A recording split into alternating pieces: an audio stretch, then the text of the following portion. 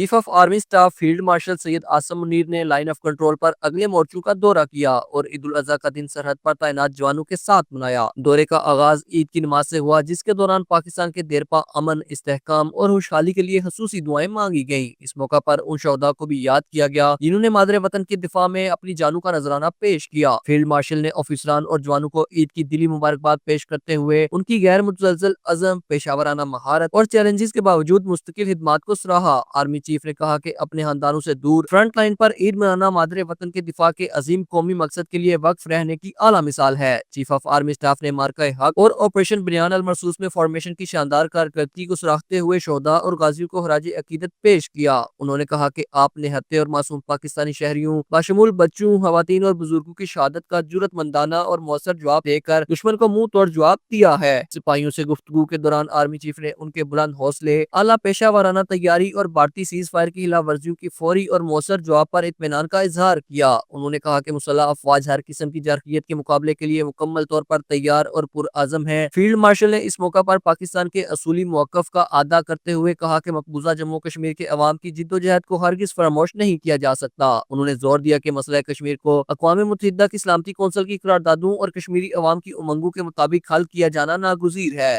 LOC آمد پر chief of army staff کا استقبال کمانڈر راولپنڈی کور نے کیا۔ اظہار خان نیازی، JK نیوز، اسلام آباد۔